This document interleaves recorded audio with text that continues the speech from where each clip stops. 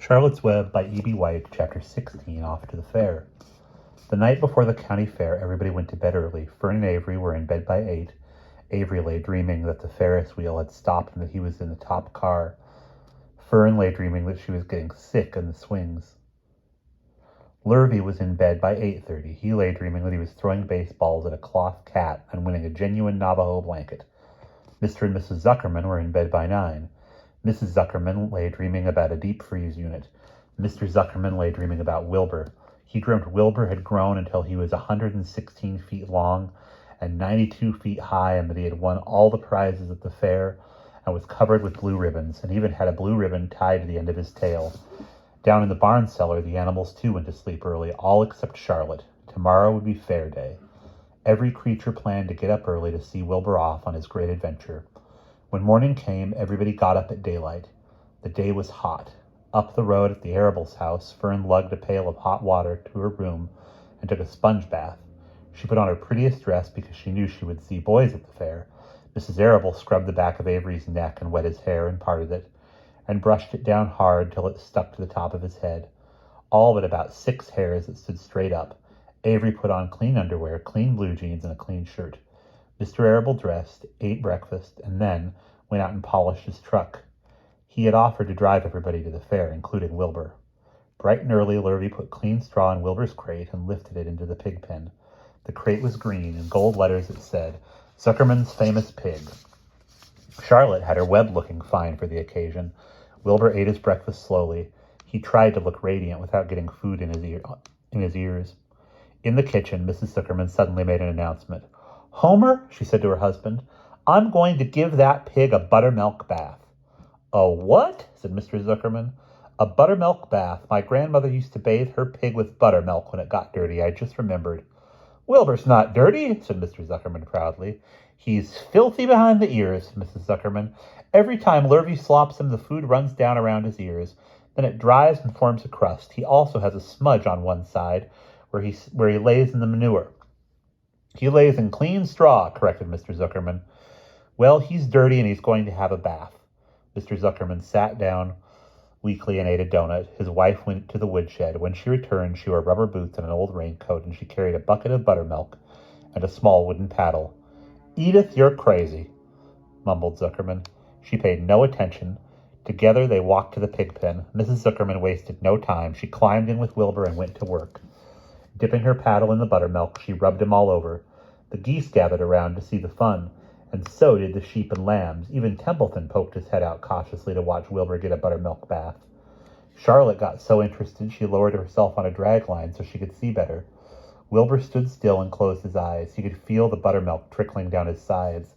He opened his mouth and some buttermilk ran in. It was delicious.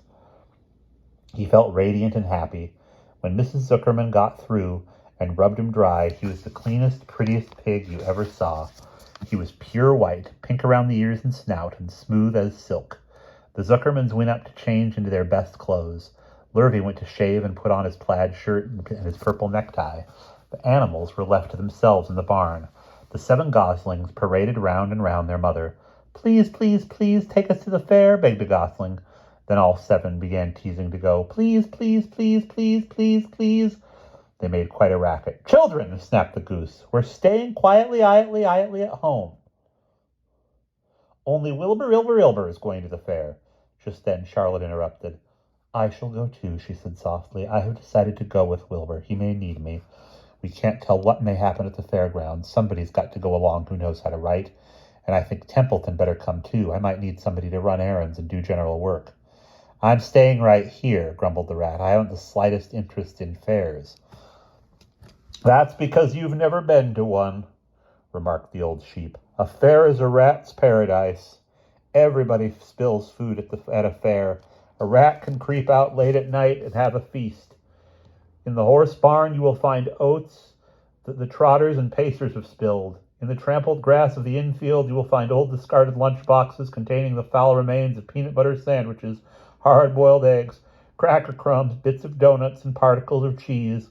In the hard-packed dirt of the midway after the glaring lights are out and the people have gone home to bed, you will find a veritable treasure of popcorn fragments, frozen custard dribblings, candied apples, abandoned by tired children, sugar fluff crystals, salted almonds, popsicles, partially gnawed ice cream cones, and the wood sticks of lollipops.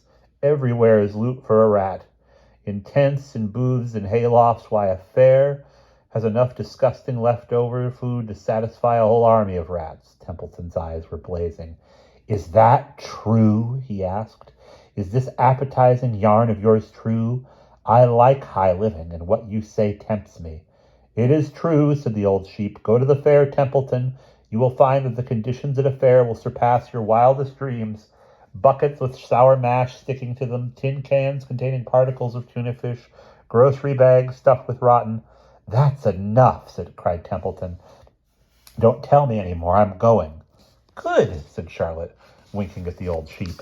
Now then, there is no time to be lost. Wilbur will soon be put into the crate. Templeton and I must get in the crate right now and hide ourselves. The rat didn't waste a minute. He scampered over to the crate, crawled between the slats, pulled straw up over him so he was hidden from sight. All right, said Charlotte, I'm next. She sailed into the air, let out a drag line, and dropped gently to the ground. Then she climbed the side of the crate and hid herself inside a knothole in the top board. The old sheep nodded. What a cargo, she said. That sign ought to say Zuckerman's famous pig and 2 stowaways. Look out, people are coming, shouted the gander. Cheese it, cheese it, cheese it. The big truck with Mr. Arable at the wheel backed slowly down the barnyard. Lurvy and Mr. Zuckerman walked alongside. Fern and Avery were standing in the body of the truck, hanging onto the sideboards.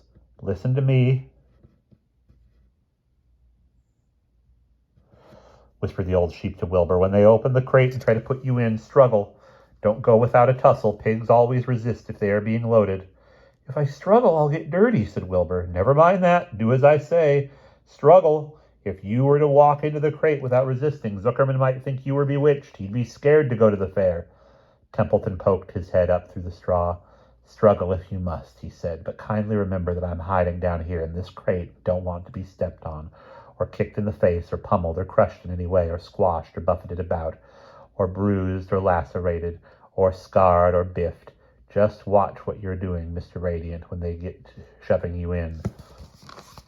Be quiet, Templeton, said the sheep. Pull in your head. They're coming. Look radiant, Wilbur. Lay low, Charlotte. Talk it up, geese. The truck backed slowly to the pig pen and stopped. Mr. Arable cut the motor, got out, walked around to the rear, and lowered the tailgate. The geese cheered. Mrs. Arable got out of the truck. Fern and Avery jumped to the ground. Mrs. Zuckerman came walking down from the house. Everybody lined up at the fence and stood for a moment admiring Wilbur and the beautiful green crate. Nobody realized that the crate already contained a rat and a spider. That's some pig, said Mrs. Arable. He's terrific, said Lurvy. He's very radiant, said Fern, remembering the day he was born.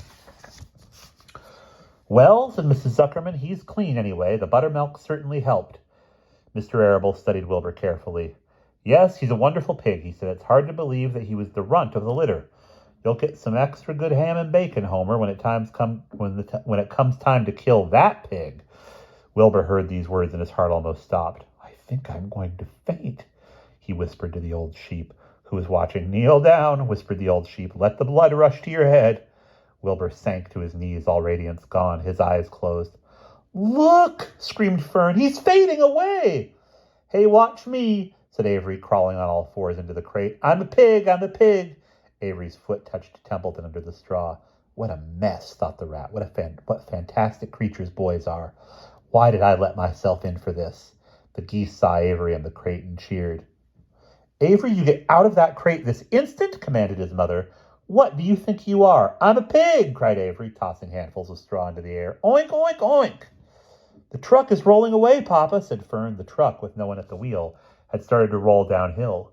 Mr. Arable dashed to the driver's seat and pulled on the emergency brake. The truck stopped. The geese cheered. Charlotte crouched and made herself as small as possible in the knothole so Avery wouldn't see her. Come out at once, cried Mrs. Arable. Avery crawled out of the crate on hands and knees, making faces at Wilbur. Wilbur fainted away. The pig has passed out, said Mrs. Zuckerman. Throw water on him. Throw buttermilk, suggested Avery. The geese cheered. Lurvy ran up for a pail of water. Fern climbed into the pen and knelt by Wilbur's side. It's sunstroke, said Zuckerman. The heat is too much for him. Maybe he's dead, said Avery. Come out of that pig pen immediately, cried Mrs. Arable. Avery obeyed his mother and climbed into the back of the truck so that he could see better. Lurvy returned with cold water and dashed it on Wilbur. Throw some on me, cried Avery. I'm hot, too. Oh, keep quiet, hollered Fern. Keep quiet. Her eyes were brimming with tears. Wilbur, feeling the cold water, came to. He rose slowly to his feet while the geese cheered. He's up, said Mr. Arable. I guess there's nothing wrong with him. I'm hungry, said Avery. I want a candied apple. Wilbur's all right now, said Fern. We can start. I want to take a ride on the Ferris wheel. Mr. Zuckerman and Mr. Arable and Lurvy grabbed the pig and pushed him headfirst toward the crate. Wilbur began to struggle. The harder the men pushed, the harder he held back. Avery jumped down and joined the men. Wilbur kicked and thrashed and grunted. Nothing wrong with this pig, said Mr. Zuckerman, cheerfully, pressing his knee against Wilbur's behind. All together now, boys. Shove! With a final heave, they jammed him into the crate. The geese cheered. Lurvy nailed some boards across the end so Wilbur couldn't back out. Then, using all their strength, the men picked up the crate and heaved it aboard the truck. They did not know that under the straw was a rat, and inside a knothole was a big gray spider. They saw only a pig. Everybody in, called Mr. Arable. He started the motor. The ladies climbed in beside him. Mr. Zuckerman and Lurvy and Fern and Avery rode in back, hanging onto the sideboards. The truck began to move ahead. The geese cheered. The children answered their cheer, and away went everybody to the fair. And that is the end of chapter 16.